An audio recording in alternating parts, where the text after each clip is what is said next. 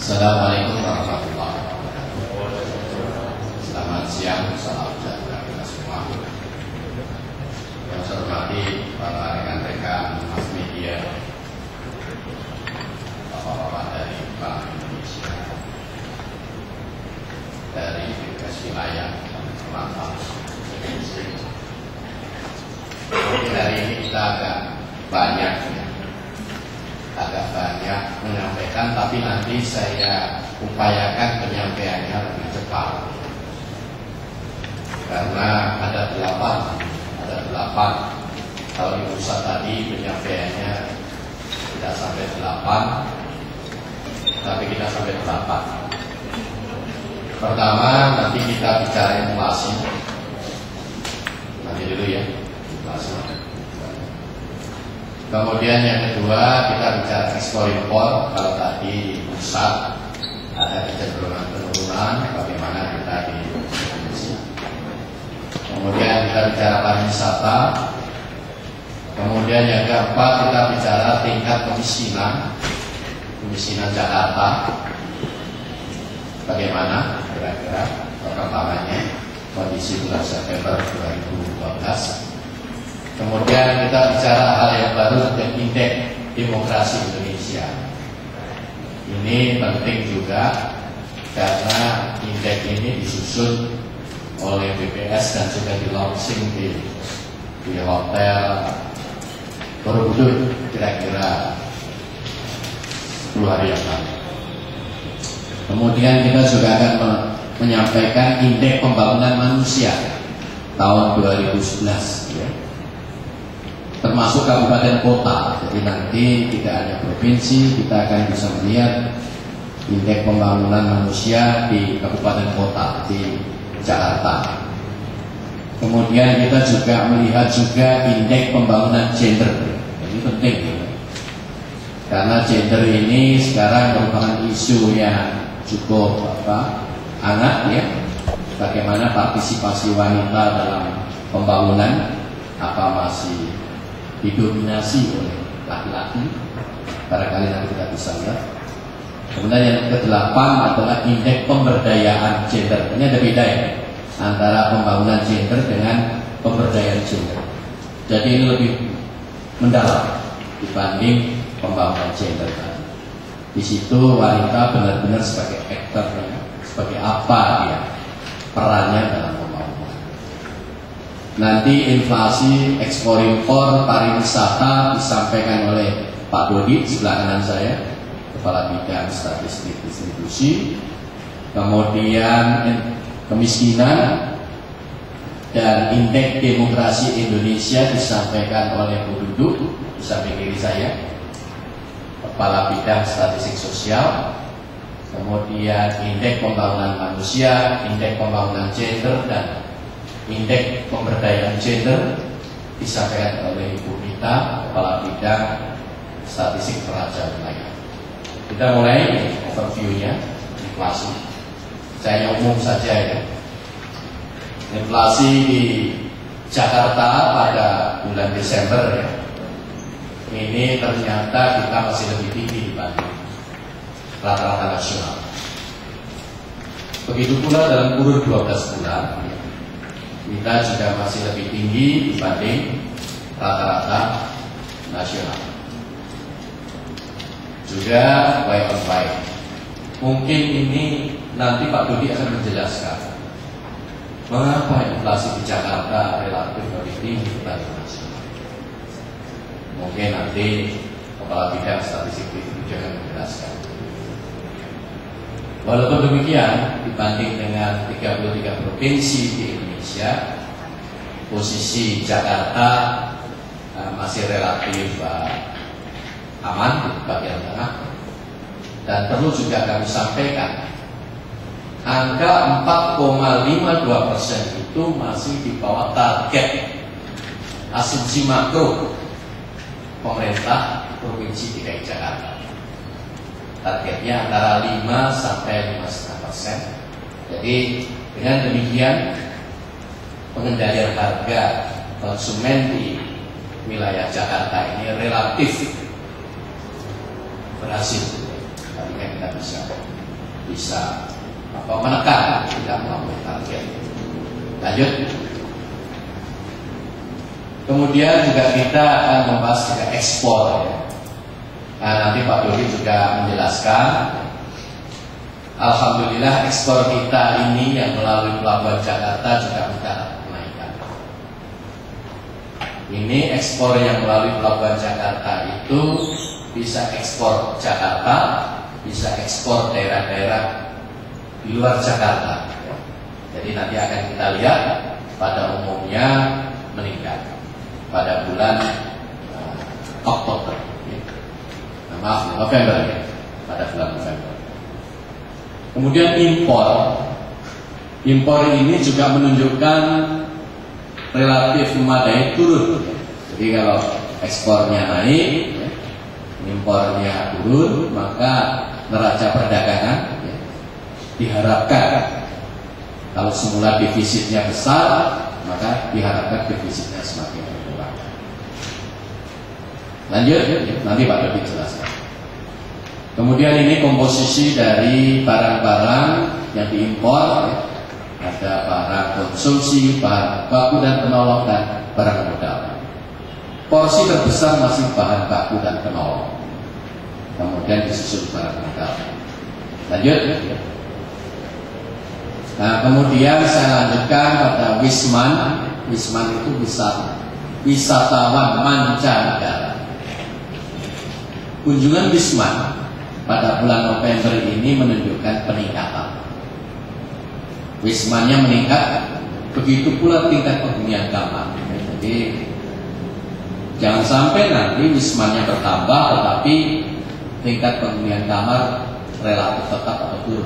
Ini menunjukkan bahwa penyediaan akomodasi di Jakarta ini cukup representatif, ya, sehingga mampu menyedot wisman untuk menetap di Jakarta.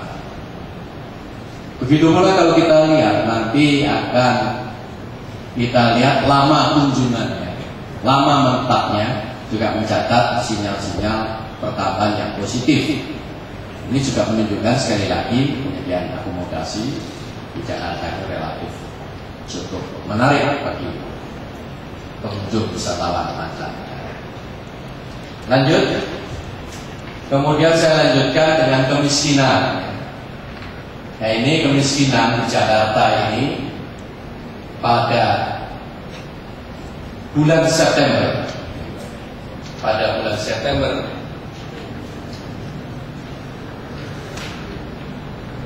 September 2012, 3,70% dari jumlah penduduk. Angka ini hampir sama dengan bulan Maret. Jadi kalau bulan Maret itu 3,69%. Jadi taruhlah ini relatif stabil posisi ini ya, walaupun bertambah 0,01%. Tetapi nanti Bu Duduk akan menjelaskan bagaimana kualitas kemiskinan. Kualitas kemiskinan itu bisa dilihat dari indeks kedalamannya dan indeks keparahan. Apakah kemiskinan di Jakarta itu semakin meningkat kualitas baiknya atau semakin meningkat kualitas buruknya? Karena kita lihat di sini, kita perbandingkan. Tadi kita sudah mendengar angka nasional. Lanjut ya. Kemudian kita juga akan melihat, lanjut ini ya sudah ya. Kita juga akan melihat indeks demokrasi Indonesia. Ini mungkin rekan wartawan yang sudah meliput di Hotel Borobudur belum sempat melihat Jakarta. Ini Jakarta kita lihat. Kita tahu bahwa indeks demokrasi Indonesia secara nasional itu menurun, tetapi justru Jakarta mencatat peningkatan dari 73,91 menjadi 77,44. Nasional 67,30 menjadi 63,47. Indeks ini disusun dari paling tidak 3 pilar. Pertama, kebebasan sipil. kedua hak politik, dan ketiga lembaga demokrasi. Di sini juga bisa kita lihat pilar mana saja yang perubahannya cukup signifikan di Jakarta. Seringnya demo, jika anarki, maka dalam penghitungan indeks akan mengurangi peningkatan nilai indeks. Jadi demo itu adalah salah satu kebebasan atau hak politik. Tapi jika anarki menimbulkan kerusakan, menimbulkan masalah, keamanan dan sebagainya, maka pada akhirnya dia mengurangi daripada nilai indeks. Ini indeks tahun 2009-2010, tahun 2011 baru kita selesaikan publikasi. Lanjut. Kemudian kita juga melihat IPM. Kita sudah tahu bahwa IPM Jakarta itu di atas rata-rata nasional. Kita masih tetap peringkat pertama. Kemudian disusul peringkat kedua dan ketiga Jogja dan Bali. Kalau kita lihat perkembangannya, maka IPM itu semakin tinggi. Kita sudah mencapai 77,9 dari nilai ideal 100. Sehingga nanti bapak-bapak akan melihat di situ ada istilah shortfall. Shortfall di sini artinya pencapaian pada nilai ideal, besaran yang mengungkap derajat pencapaian pada nilai ideal. Jadi di situ kelihatan. Kalau shortfallnya semakin besar, maka progresnya. Nah, kita lanjutkan ya. Kemudian juga kita nanti membedah juga indeks pembangunan gender. Tadi gender itu wanita, masalah wanita. Kita ingin tahu apakah wanita itu sudah berperan dalam pembangunan. Bisa dilihat indeks pembangunan gender. Kita juga nanti akan melihat bagaimana progresnya kemajuannya daripada indeks pembangunan gender. Nah, dari IPG dan IPM ini, maka kita memperoleh informasi tentang gap kesetaraan gender. Nah, ini yang penting, nanti boleh dimuat nanti ya, bahwa dari IPM dan IPG ini kita akan memperoleh informasi tentang gap kesetaraan gender. Semakin kecil gap kesetaraan gender antara laki dan perempuan, maka pembangunan gender di suatu wilayah semakin berhasil. Nanti akan dibedah oleh pemerintah menurut wilayah kabupaten kota. Sebenarnya indikasi wilayah, mana wilayah yang berkembang ya, secara ekonomi sosial. Karena indeks ini dibangun dari pilar-pilar pendidikan, pilar kesehatan, dan pilar ekonomi. Jadi kita nanti bisa lihat. Berikutnya,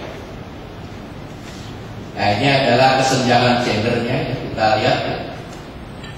Kita lihat beberapa provinsi masih mencatat kesenjangan yang di atas rata-rata. Lanjut. Kemudian pemberdayaan gender. Mungkin bapak-bapak nanti bertanya, apa bedanya pembangunan gender dan pemberdayaan? Kalau pemberdayaan kita melihat wanita sebagai aktor. Bagaimana keterlibatan perempuan di parlemen?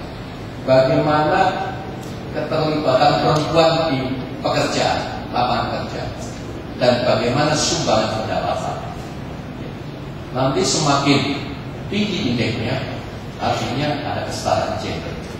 Perbedaan antara laki-laki dan perempuan dalam kehidupan relatif kecil atau bahkan mendekati sama. Itu yang dihasilkan ini. Barangkali cukup ya. Ini secara umum ya. Silakan Pak Dodi ya, jangan lama-lama ini, karena hukum adat ini kalau sudah di atas jam sudah ada gangguan-gangguan yang harus diperhatikan. Belum lagi rekan-rekan wartawan biasanya nanti tanya macam-macam ke saya ya. Terima kasih. Silakan. Terima kasih Bapak Pimpinan. Assalamualaikum warahmatullahi wabarakatuh. Saya coba untuk menyampaikan agak lebih rinci terkait dengan inflasi, ekonomi dan pariwisata. Baiklah, kita mulai ke inflasi. Tadi sudah disampaikan oleh Pak Kepala bahwa inflasi DKI Jakarta bulan Desember 2012 bisa 0,5%. Namun kita lihat apa sih yang menyebabkan kebesaran inflasi 0,5%. Nah, saya lanjut langsung kita ke kelompok pengeluaran. Jadi kalau kita lihat inflasi yang 0,5% bulan Desember di DKI Jakarta itu tertinggi dari kelompok pengeluaran bahan makanan yang mencapai 2,2%, kemudian sandang 0,2%, transport, komunikasi dan jasa keuangan 0,45%, makanan jadi, minuman 0,09%, dan kesehatan sebesar 0,6%. Ada satu kelompok pengeluaran yang tidak mengalami perubahan indeks, ya. Jadi harganya tetap stagnan, tidak berubah. Itu kelompok pendidikan dan kreasi dan olahraga. Dan satu kelompok mengalami perubahan indeks. Jadi selain ada inflasi juga ada deflasi, yaitu kelompok perumahan, air listrik, gas dan lain-lain. Kita lihat komoditinya apa dia terusan. Ternyata dari komoditi yang tertinggi ini adalah beras, ya.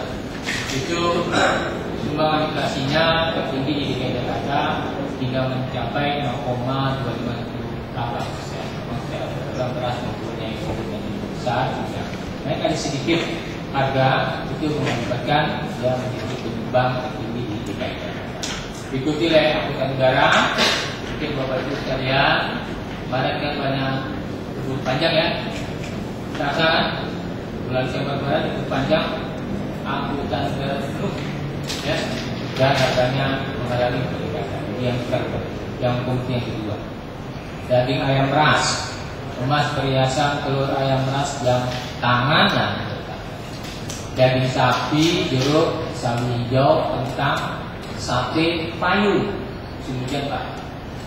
Jadi naik, ya. Kemudian diberikan tumbuh, bawang merah, berjikau, t-shirt, anggur, banyak. Ya, ini dari 16 yang mengalami sumbangan inflasi yang cukup besar. Tadi saja ke Sinda. Langsung ke ekspor impor saja. Ya. Tadi sudah disampaikan ekspor impor oleh Pak Kepala bahwa ekspor produk DKI Jakarta bulan November 2012 ini melalui ekspor.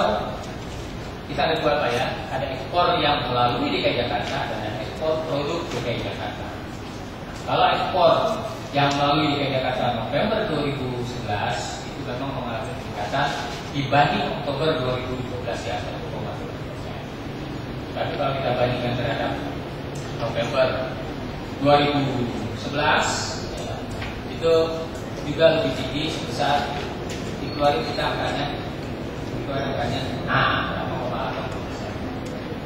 Ya, tadi ke ekspor produk. Tadi juga disampaikan oleh Pak Kepala bahwa secara total, ya, sebenarnya yang kita ingin lihat adalah seleksinya di nilai ekspor produk DKI Jakarta November 2012, baik month-to-month, artinya November 2012 dibandingkan dengan Oktober 2012, dan dibandingkan juga November 2012, ekspor produk Jakarta mengalami peningkatan yang lumayan cukup besar, ya.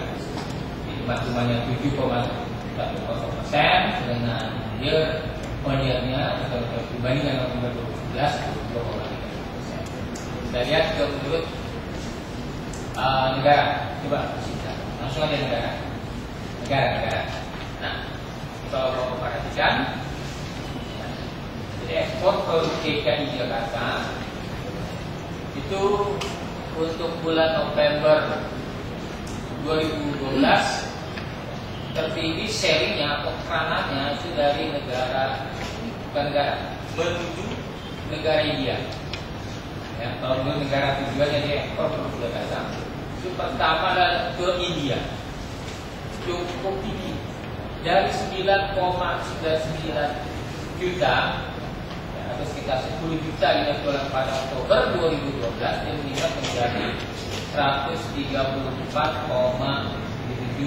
juta US dollar. Ini cukup signifikan yang mengalami.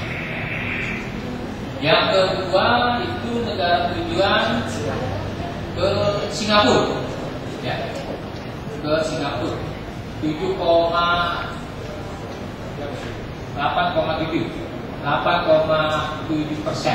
ya, dibandingkan dengan total ekspor produk nikel di Jakarta. Sehingga kalau kita lihat dari peningkatan yang meningkat 7,1%, itu memang dari India, ya. Itu naiknya sampai sekitar 1.249. Coba kita lihat komoditi yang tingkat. Komoditi. Nah, ini Bapak sekalian, kalau kita lihat dari golongan barang AS2 digit, ya, itu tertinggi adalah kendaraan dan bagiannya sekitar 22,3%, kemudian ikuti kapal terbang dan bagiannya, kemudian pesan dan peralatan. Nah, kalau kita lihat dari pertumbuhannya antara November dan Oktober tahun 2012, itu tertinggi berupa kapal terbang dan bagiannya, itu produksi bulan November tahun. Setelah itu impor singkat, impor ke negara. Bapak sekalian, impor memang November tahun 2012 dibandingkan dengan Oktober 2012 itu mengalami penurunan, ya, sekitar minus 4,54%. Ya. Ini diakibatkan impor yang berasal dari United States, dari Pamasam, ya, dari Amerika Serikat, yang dia mengalami penurunan sekitar minus 16,4%. Ya. Kemudian kita lihat impor menurut komoditi kita. Lagi komoditi sebelumnya berarti sebelum negara. Nah, ya. Jadi turunnya impor November dibanding Oktober 2012 yang sebesar 4,54%, itu tertinggi berupa mesin dan peralatan listrik. Dia turun hingga mencapai minus 11,63%. Demikian Bapak sekalian untuk ekspor impor. Kita lanjut ke pariwisata. Kondisi perkembangan pariwisata jumlah wisman yang di DKI Jakarta pada bulan November 2012, ya, mencapai 191.703 kunjungan, ya, pada bulan Oktober. Misalnya dilihat dulu kita lihat, ya, di bulan November, ya, yang itu November 2012 itu mencapai 191.000. Kalau kita bandingkan dengan terhadap bulan Oktobernya yang 190,8 kunjungan, dia mengalami peningkatan 0,4%. Begitupun kalau dibandingkan dengan bulan November tahun lalu 2011, ya, itu memang juga mengalami peningkatan sebesar 7,2%. Kita lihat untuk golongan kebangsaan. Kalau kita lihat menurut kebangsaan, itu tertinggi adalah Malaysia. Jadi dari 190.003 kunjungan, itu Malaysia mencapai 39.668 kunjungan. Ya. Diikuti oleh China, kemudian Singapura, Jepang, Korea Selatan, Australia, Amerika, Filipina, India, dan Taiwan. Itu kalau kita lihat dari 10 bangsa ini. Kalau kita lihat peningkatannya, mungkin tidak ada. Dari meningkatnya 0,49% pertumbuhan wisman yang ke DKI Jakarta November Oktober, itu Malaysia memang meningkat cukup besar di Malaysia. Sudah yang terbesar distribusinya, dia meningkatnya cukup tinggi 58,56%. Kemudian yang kedua dari Singapura 25,1%. Sedangkan kebangsaan yang lain ini rata-rata mengalami. Jadi naiknya Wisman yang kunjung ke DKI Jakarta pada bulan November 2012 hanya mencapai 0,4%, itu disumbang oleh Malaysia dan Singapura, termasuk Hong Kong. Tadi itu kita lihat TPK, dan TPK juga mengalami peningkatan dengan perjalanan Wisman ya. Kalau kita bandingkan antara Oktober pada November sebesar TPK di tingkat peningkatan sekitar 10,50%, mengalami peningkatan sekitar 0,13 poin ya dari Oktober 2012 yang mencapai. Kalau dibandingkan dengan November 2011 juga mengalami peningkatan sekitar 1,4 poin. Meningkatnya TPK pada bulan November dibandingkan Oktober itu disumbang dari klasifikasi hotel berbintang 1 dan berbintang 4, kemudian bintang 3, sehingga bintang 5 dan bintang 2 itu mengalami penurunan. Lanjut kita. Ini adalah rata-rata lama menginap tamu asing dan tamu Indonesia di hotel berbintang. Kalau kita lihat asing dan Indonesianya pada bulan November 2012 itu yang mencapai 1,86 hari ya, mengalami peningkatan dibandingkan dengan Oktober 2012 yang mencapai 1,75 hari, jika ada peningkatan sekitar 0,11 poin. Ini akibatkan TPK dari hotel bintang 5 ya, asing dan Indonesia dari 1,76 bulan Oktober menjadi 2,61. Itu pun bintang 4. Ya mungkin itu yang bisa saya sampaikan Pak Kepala, para pemimpin sekalian terkait inflasi ekspor dan pariwisata. Terima kasih. Terima kasih Bapak Kepala. Assalamualaikum warahmatullahi wabarakatuh.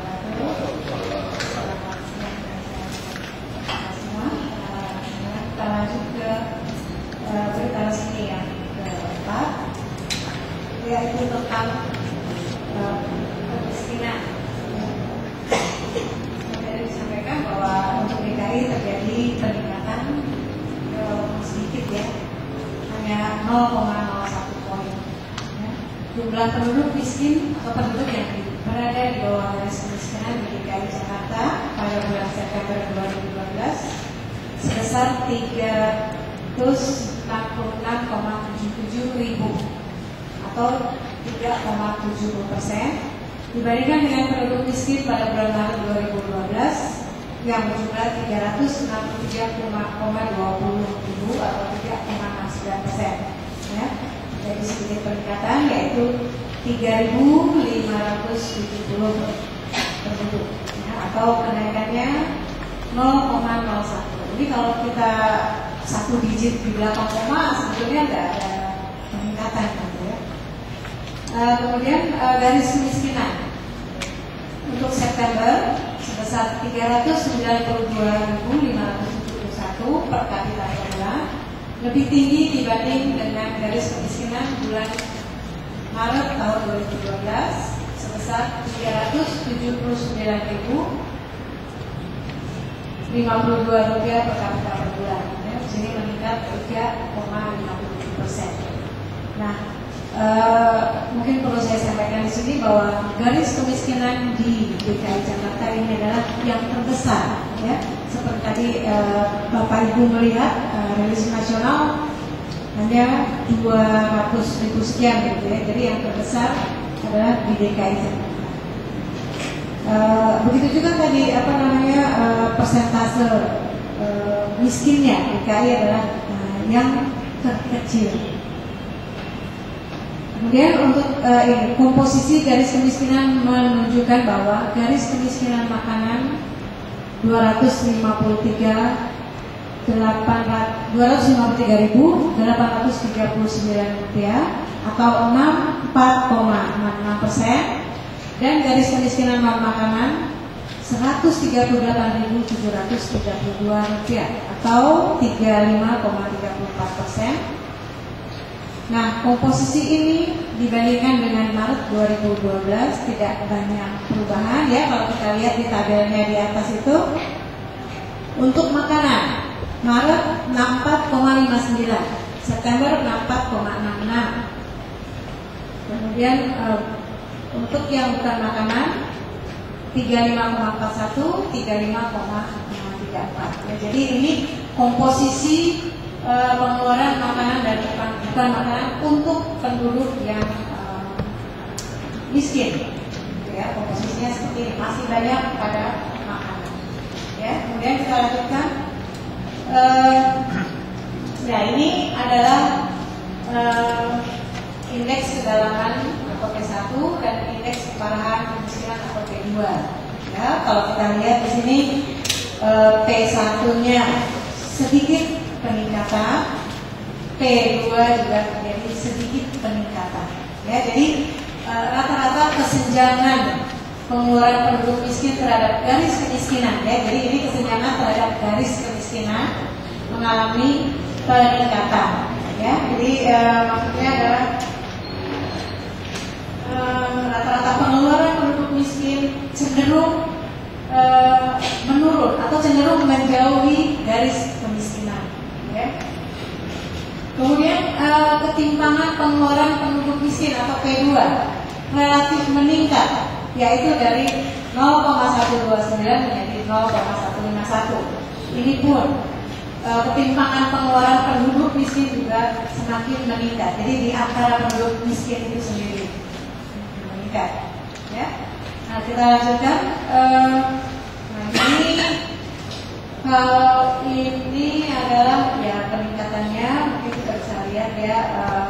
Itu saya ada ini nomor kolomnya belum dirubah ya, ini ada tambahan. Isinya kolomnya sampai kolom 7. Ada nasional, ini hanya sebagai pembanding saja ya, supaya bisa dilihat secara langsung. Kalau kita lihat itu P0-nya di DKI 370, sementara itu nasional 11,66. Kemudian GK, nah di sini garis kemiskinan bisa dilihat dari 392, nasional 259. Jadi ada selisih ya kurang lebih hampir 100 ya, 100 lebih. Kemudian indeks kedalamannya, ya, sisinya apa perbedaannya dengan nasional. Kemudian indeks keparahannya juga bisa dilihat dengan nasional ya. Jadi kalau kita lihat itu secara nasional lebih parah ya. Walaupun tadi saya sampaikan bahwa indeks kedalaman dan indeks keparahannya mengalami peningkatan, tetapi kalau dibandingkan dengan nasional jauh ya. Jadi angka yang ada di DKI itu dikatakan jauh lebih baik ya dibandingkan dengan kondisi nasional. Ya, oke kita lanjutkan. Nah, barangkali kalau kita mau melihat perbandingannya secara nasional, yang kita bisa lihat DKI Jakarta ya berada pada posisi yang paling bawah, kemudian nasional itu bisa kita lihat 13,66, dan bisa juga dilihat provinsi-provinsi yang masih berada di atas. Ya. Nah, yang setara dengan DKI barangkali Bali, kemudian Kalimantan Selatan dan Banten ya. Pada saat yang sama mereka juga sedang berada seperti ini.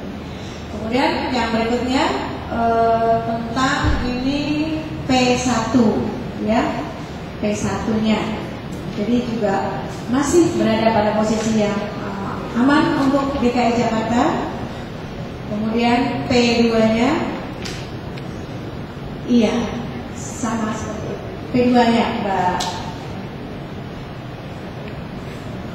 Iya, ya seperti ini ya kurang lebihnya. Oke, kita lanjutkan. Ya, beralih ke indeks demokrasi Indonesia. Saya sampaikan ini tadi Bapak Kepala juga sudah menyampaikan bahwa ini sudah di-launching secara nasional kira-kira pada tanggal 22 Desember 2012. Ya, jadi tadi pada rilis di pusat tidak disampaikan tentang indeks demokrasi.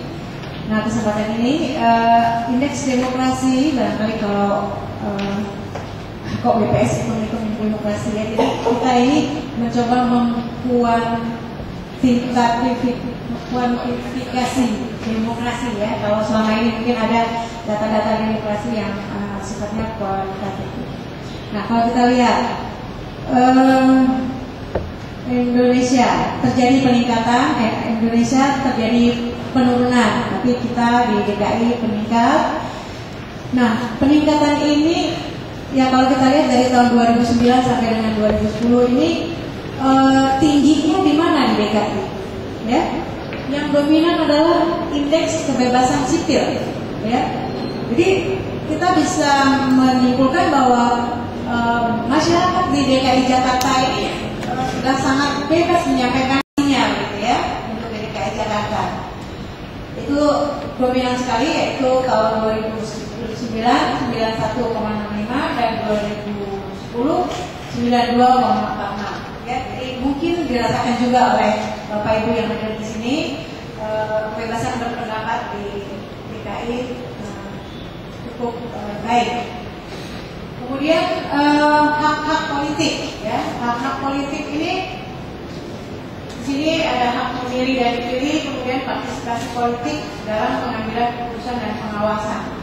Ya, ininya apa namanya variabelnya. Kalau kita lihat ini yang paling rendah adalah hak-hak politik. Dan selanjutnya indeks lembaga demokrasi, jadi lembaga yang ya institusi yang menangani demokrasi.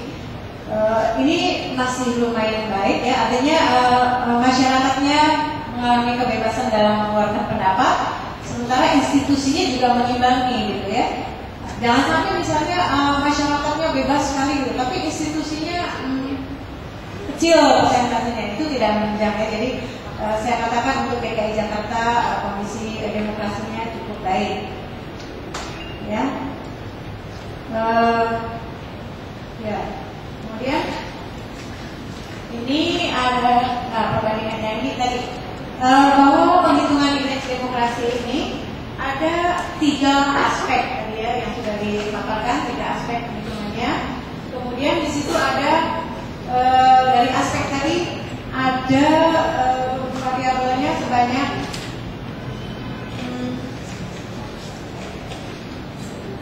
11 variabel. Dari 11 variabel tadi kita ada lagi indikatornya sebanyak 28 indikator. Jadi itulah ya penelitian yang sudah dilakukan, dan ini hitungannya hanya ada di Indonesia ya. Jadi di negara lain kita belum tahu, tapi pernah juga ada dari Freedom House penghitungan tentang indeks demokrasi, tetapi aspeknya hanya sedikit ya, tidak sebanyak yang kita hitung di Indonesia. Nah, ini mungkin bisa dilihat tadi apa tuh?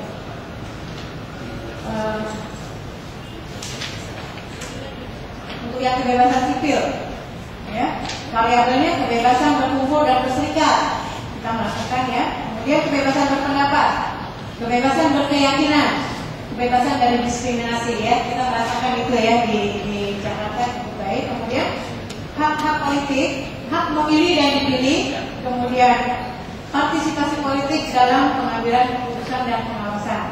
Nah, ini yang rendah kayaknya. Kemudian yang ketiga, lembaga demokrasi, pemilu yang bebas dan adil, peran DPRD, peran partai politik, peran demokrasi pemerintah daerah, peran peradilan yang independen. Ya, kalau kita juga merasakan bahwa kemarin saja untuk pemilihan pilkada kemarin juga tidak terjadi gesekan yang berarti.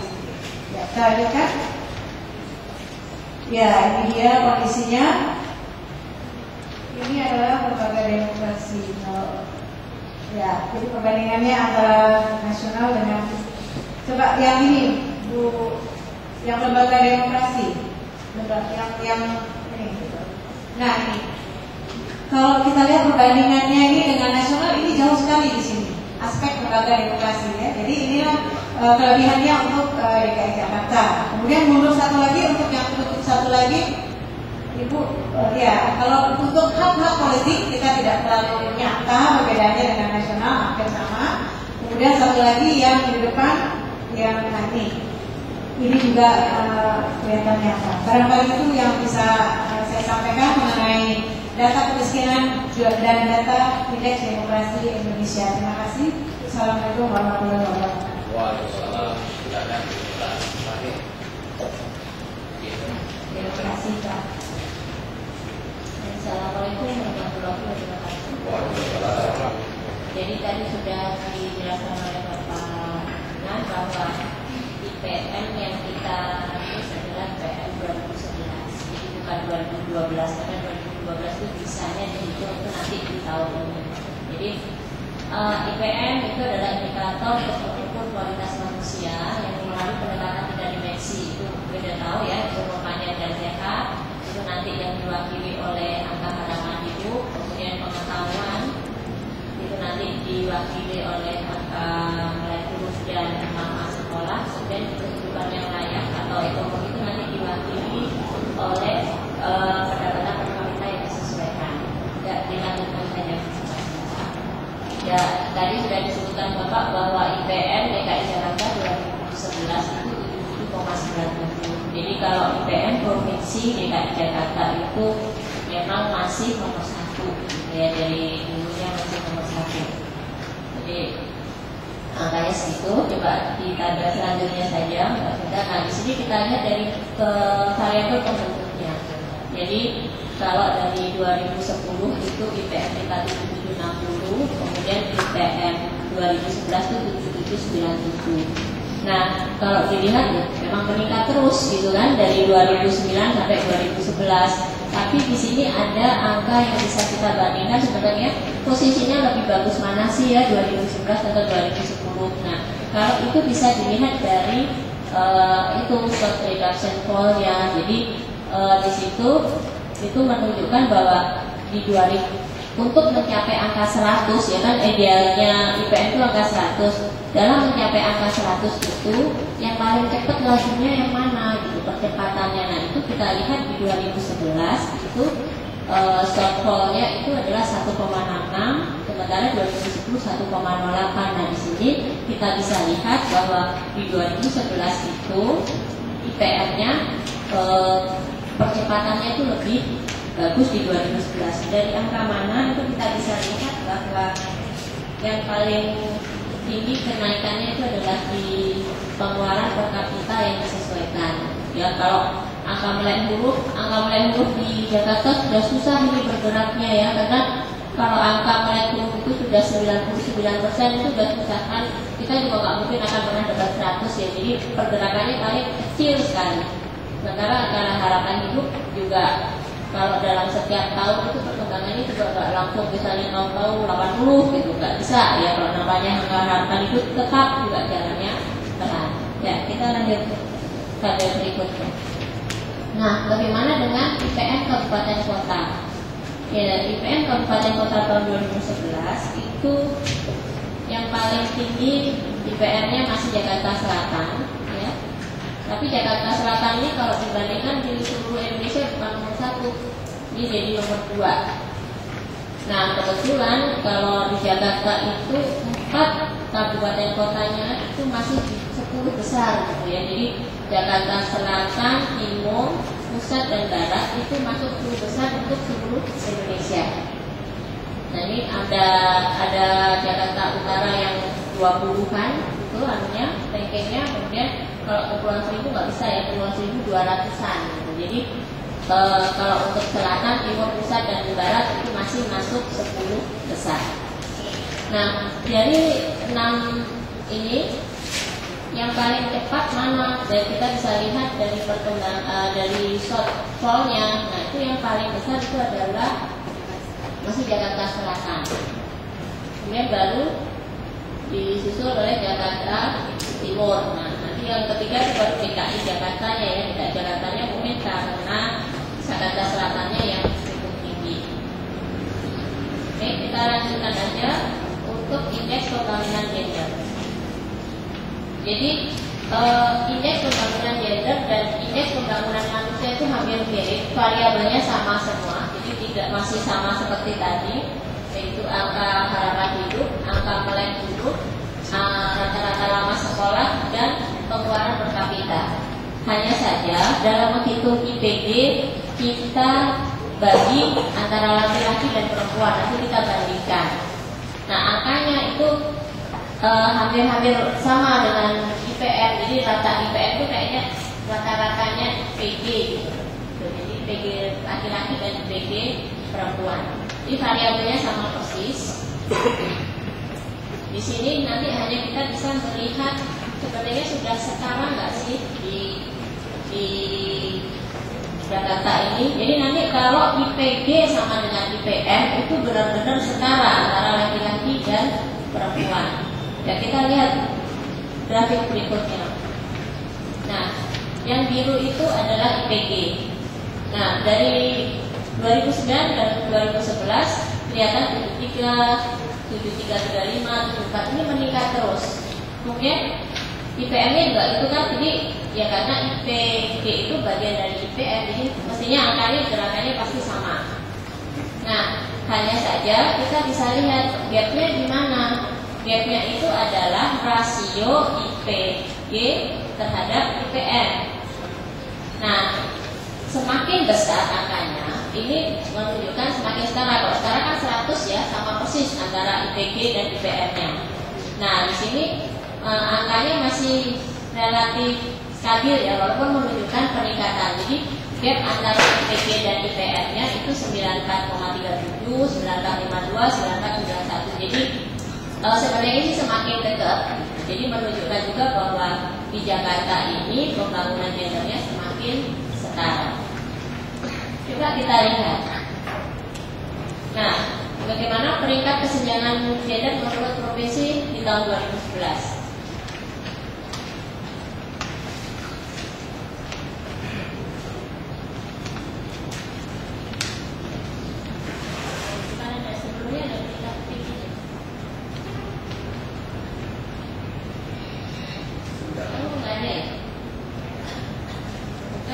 Grafik sebelumnya saya cuma pengen tunjukkan bahwa jadi gini, peringkat IPG menurut provinsi itu paling tinggi itu adalah Jakarta tentunya. Karena apa? Karena IPM-nya juga nomor 1 gitu. Tapi begitu kita lihat selisih antara IPG dan IPM-nya, Jakarta bukan nomor 1. Justru di sini yang nomor 1 adalah Nusa Tenggara Timur, kemudian Papua, DI Jogja, dan DKI Jakarta baru nomor 4 gitu. Jadi bukan berarti kalau IPG-nya paling tinggi itu akan menunjukkan kesetaraannya. Jadi ada perbedaan. Dan selanjutnya juga. Nah, ini IPG DKI Jakarta menurut kabupaten kota. Jadi yang paling tinggi sekarang IPG-nya adalah Jakarta Pusat. Jadi kalau tadi IPM-nya paling tinggi Jakarta Selatan, sekarang IPG-nya yang tertinggi di Jakarta Pusat. Gap-nya yang paling tidak ada gap-nya itu juga Jakarta Selatan. Jadi bukan jaminan ya kalau IPM-nya tinggi, IPG-nya paling tinggi, ternyata juga bukan jaminan. Tapi angkanya sih biasanya tidak berbeda jauh. Nah, bagaimana posisi kota Jakarta ini terhadap IPG-nya terhadap di seluruh Indonesia? Jadi yang paling tinggi Jakarta Pusat itu menempati urutan ke-9. Nomor satunya kota Jogja. Jadi yang paling bagus IPG-nya Jogja. Jadi tadi IPM-nya Jogja juga nomor 1 kebetulan. Nomor 1 IPM nomor 1 Jogja, nomor 2-nya Jakarta Selatan. Nah, sekarang IPG-nya nomor 1 Jogja, berarti Jakarta Selatan nomor 13 IPG-nya, sementara Jakarta Pusat nomor 9. Ya, kita lanjutkan ke IPG. Jadi kalau IPG tadi kita mengukurnya variabelnya sama persis dengan IPM, ya. Nah, kalau IPG ini kita ingin mengkaji lebih lanjut jauh itu peranan perempuan dalam pengambilan keputusan. Nah, ini sih melalui survei ya. Jadi kalau tadi IPG kita hitungnya dari Sakernas, nah kalau IPG ini dari survei. Jadi kita ingin melihat ada keterwakilan perempuan dalam parlemen, kemudian perempuan sebagai tenaga profesional, sebagai teknisi, kemudian kepemimpinan. Kepemimpinan itu kita juga ingin melihat seberapa jauh sih, seberapa besar itu perempuan memimpin dalam satu institusi. Dan yang terakhir itu adalah sumbangan pendapatan. Jadi dalam satu rumah tangga itu dianggap 100% oleh 100% totalnya, kemudian yang disumbang oleh laki-laki berapa persen, kemudian yang disumbang oleh perempuannya berapa persen. Nah, ini ada persentase sumbangan pendapatan. Nah, kita lihat IDG Jakarta itu di 2011 dan di 2010-nya itu 3,23, jadi mengalami kenaikan. Nah, kalau kita lihat variabel pembentuknya, hanya variabel yang kedua yang mengalami penurunan ya, perempuan sebagai tenaga manajer profesional dan administrasi teknisi, sementara yang dua meningkat. Kita lanjutkan di mana peringkat IDG menurut provinsi. Ada juga. Ya. Oke, jadi saya filenya dikasih. Jadi nomor 1 itu adalah Jogja. Peringkat IDG menurut provinsi, nomor 1-nya Jogja, nomor 2-nya Maluku, DKI baru nomor 3.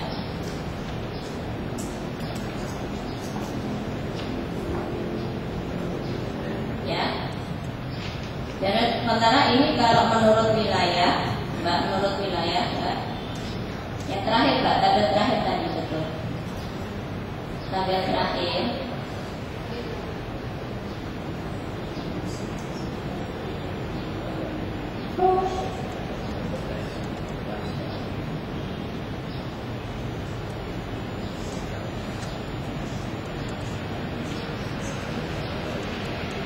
Ya, ini. Jadi yang paling, jadi untuk keterwakilan perempuan di parlemen angkanya sama ya. Kalau di provinsi lain untuk kota kabupatennya pasti beda, karena kebetulan DKI kan tidak ada DPRD tingkat 2 ya. Jadi di sini dianggap sama. Itu yang paling tinggi adalah Jakarta Selatan ya, 74,7, kemudian Jakarta Barat. Nah, kemudian bagaimana posisi IDG Jakarta, kota-kota Jakarta ini terhadap nasional? Tidak ada yang di bawah 10. Jadi yang paling tinggi itu Jakarta Selatan itu di 18. Jadi yang lain di bawah, di atas 20. Jadi kalau untuk IDG rupanya masih tidak sebagus daerah lain. Ya, mungkin itu saja yang bisa saya sampaikan.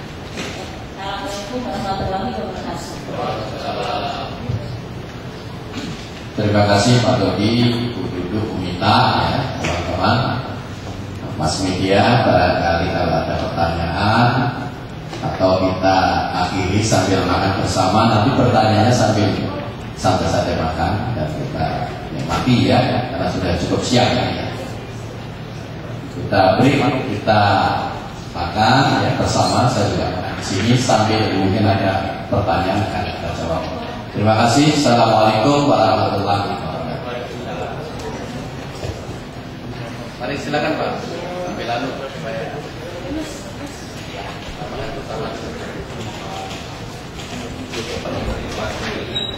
Ya, jadi pertama saya melihat simulasi 2012. Simulasi 2012 kita ini ternyata di atas Indonesia. Ini suatu hal yang luar biasa. Tapi perbedaannya dan masih di bawah asumsi makro yang ditetapkan oleh Mendagri antara 5 sampai, jadi masih apa istilah manageable. Nah, nanti 2013 direncanakan ada kenaikan PPS. Kalau ini terjadi pasti ada pengaruh inflasi.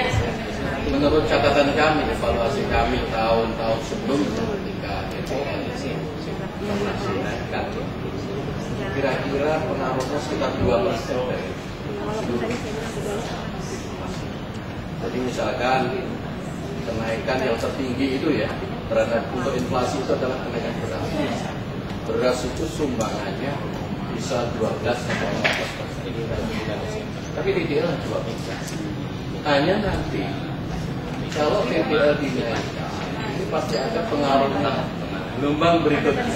Jadi tidak langsung serta merta ya, karena dengan naiknya harga listrik maka biaya produksi industri juga naik ya. Biaya transportasi besar kemungkinan juga naik karena memerlukan listrik juga. Sehingga nanti akhirnya harga-harga juga mengikuti. Biasanya begitu. Ini yang disebut dengan psikologi apa dengan inflasi. Biasanya barang-barang itu dari hal lain mungkin tahun 2013 yang patut dicermati adalah puncak hijau.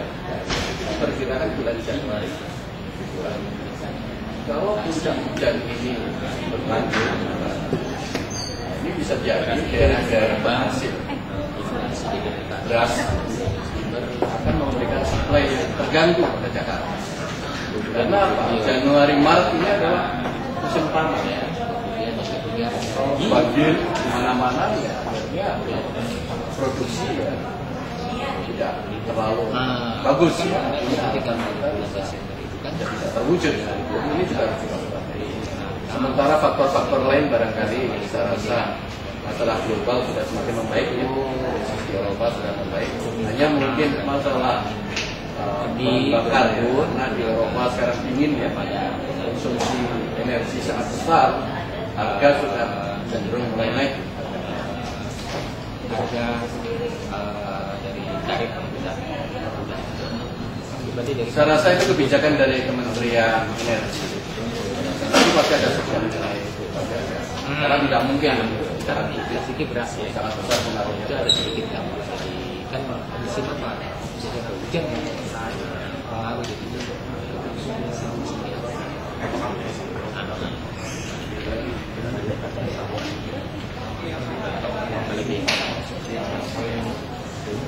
Jadi begini ya, kalau program pemerintah DKI tentang kemiskinan itu saya bisa menyampaikan tinggal mengalami perubahan itu kelompok hitungannya sudah besar. Tetapi kita tingkat kemiskinan di Jakarta itu terendah di Indonesia. awal-awal. Jadi untuk menurunkan tingkat yang sudah rendah kan bukan pekerjaan gampang. Sementara tadi kita lihat ya, inflasi Jakarta di atas inflasi Indonesia. Jadi kalau sekarang kemiskinan belum menurun, itu karena adanya sedikit penurunan daya beli. Kalau inflasinya lebih tinggi, biasanya daya belinya menurun. Dan ini mempengaruhi kemampuan orang yang membeli barang dan jasa. Yang kata lain akan relatif. Tapi ternyata jumlahnya tidak banyak, dari 500 ya. Jadi dari 500 dari 9 juta. Ternyata realisasi dua-duanya. Jadi begini, penurunan daya beli bisa terjadi karena harga meningkat lebih cepat dibanding pendapatan. Kedua, harga meningkat sementara pendapatan. Ketiga, harga meningkat ketika dia tidak memberi pendapatan atau kebutuhan. Jadi ada kurang. Jadi semuanya bukan menaikkan dari kemiskinan, kemampuan nggak bagus. Tapi kalau tadi dibacakan oleh Bundu ya, itu tadi kan kualitasnya masih bagus. Indonesia, tapi Indonesia disparitasnya juga tinggi. Jadi begini contoh, ini garis ya. Kalau penduduk miskin itu letaknya di sini, bisa kayak ini. Ini garis saja. Penduduk miskin dan gini. Itu mudah pemerintah menangani. Karena yang ditangani hanya ini. Tapi kalau ini, nah ini semakin melebar. Mungkin berat. Program apa yang cocok barangkali tidak semua bisa. Mau disuruh menilai beras dia tidak mampu, ya kan? Tapi disuruh misalkan sekolah dia tidak memiliki akses, jadi lebih berat. Yang paling bagus kemiskinannya itu semakin ini ngomong mendekati garis. Nah, tatkala ini inflasinya naik, gitu lagi ya. Ini bisa melebar lagi nih.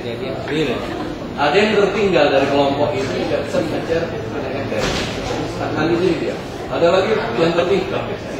Bukan juga programnya bisa. Kan belum bisa. Segi pengentasan yang bisa akan bisa gimana? Ini di Jakarta garisnya apa kemiskinan sudah sedikit. Jadi untuk menekan ini ada istilah yang sudah level akor. Itu belum bisa belum sekuat. Malaysia kemiskinan bukan kompetitor 2 sampai 4%. Jakarta Jadi kita kemudian menurunkan kemiskinan dari 10. Di Bali yang 19 karena kemiskinan ada tiga. Pertama kemiskinan struktural, kedua kemiskinan natural, ketiga kemiskinan struktural, natural, kultural, kultural, natural, struktural. Nah ini kultural itu perlu waktu lama. Ini tadi yang dibawa dari kemudian kalau natural itu Mas manual sudah nggak punya lagi sehingga dia jadi orang tua yang aktif ya misalkan daerahnya ini daerah atas yang ketiga ya ini Jakarta yang kemiskinan struktural karena perlakuan itu dia tidak punya akses ke ekonomi modern ya dengan berjamurnya ekonomi modern dia bisa tersisih sehingga di sini pemerintah bisa menanggulangi ya. Silakan Mas kalau sudah levelnya rendah mungkin sulit ya. Udah mau kalau sudah rendah kita. Kalau di Indonesia sebenarnya natural. Kalau kultural tidak, natural dan struktural. Kalau kultural hanya beberapa daerah. Memang ada. kalau masih ini bisa dikirim Jadi apapun program ini bisa kita kirim mau banknya dia ya struktural. ke mana Kalau natural, selama orang kerja ini aja ada di aplikasi alamat